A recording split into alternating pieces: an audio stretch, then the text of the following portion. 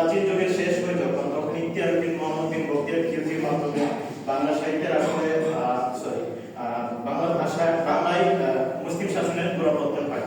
সেই মুসলিম শাসনের শুরুতে যে বাংলা সাহিত্য রচনা হয় এবং শেষ পর্যন্ত 1800 সাল পর্যন্ত আমরা খেয়াল করি যে বাংলা সাহিত্য রচিত হয়েছিল, সেটি আসলে মধ্যযুগের বাংলা সাহিত্য।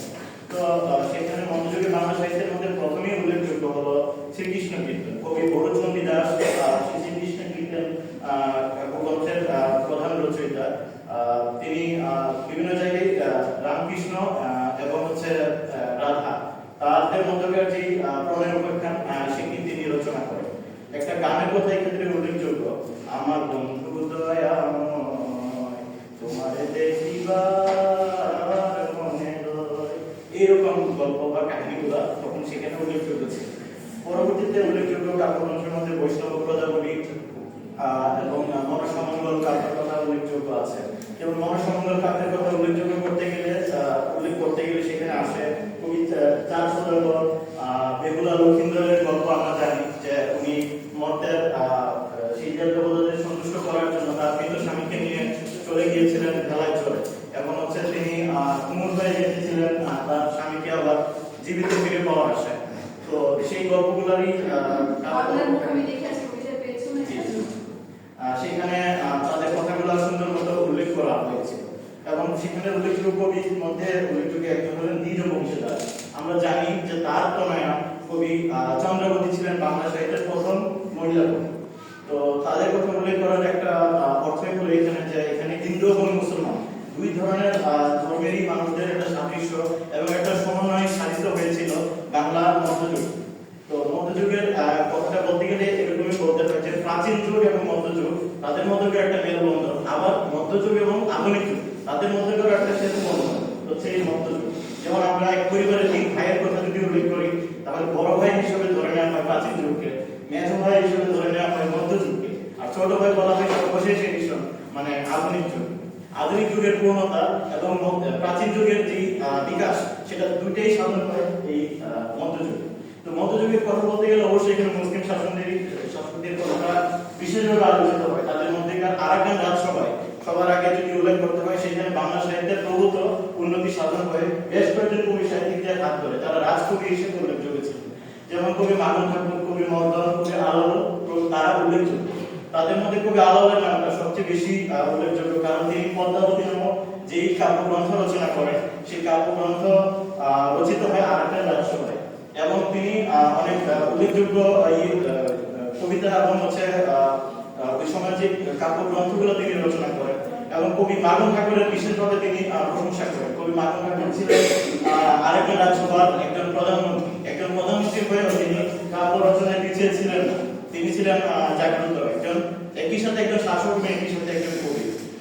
কবি মর্দন উনিও কবিতা রচনা করে গিয়েছেন, কবি দৌলত গাজী রচনা করে গিয়েছেন তার মূল কবিতা। কবি আব্দুল হাকিম, তার নামটা বিশেষভাবে উল্লেখযোগ্য, যদিও তিনি রাজসভার বাইরে বাংলা সাহিত্যের বিশেষ কবি।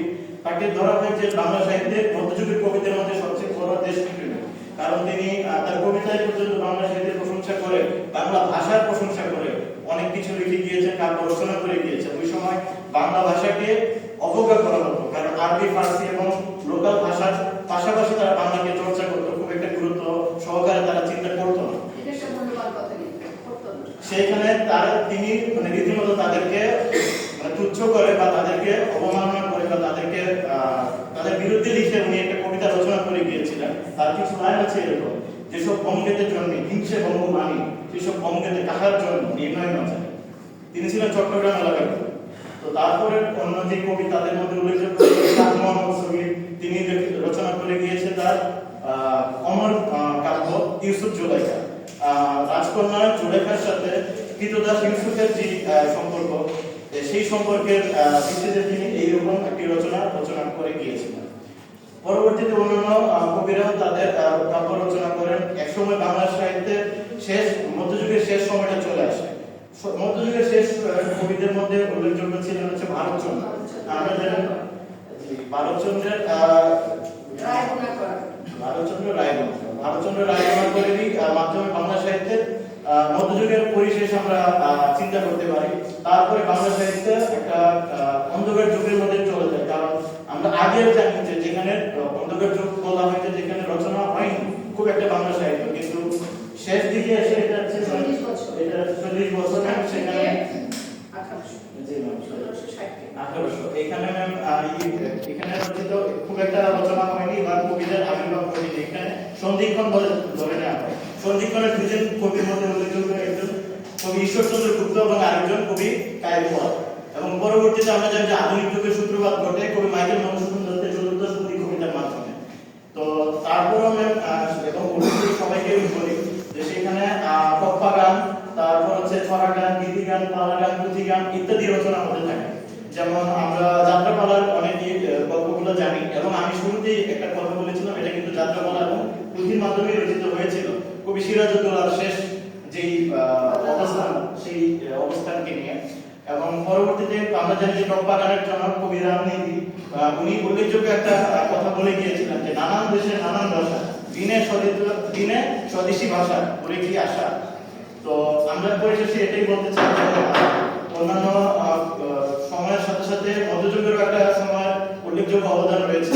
তো মধ্যযুগ আসলে দুই দিকেরই একটা সেতু হিসেবে কাজ করেছে। তো মধ্যযুগের এই অমর কাব্যগ্রন্থ এবং এই গল্পগুলো আমরা টিকিয়ে রাখি আরো হাজারো বছর, এবং আমাদের সবার মাধ্যমে সেটি চর্চিত হোক, এই বলে আমি আমার প্রেজেন্টেশন শেষ করছি।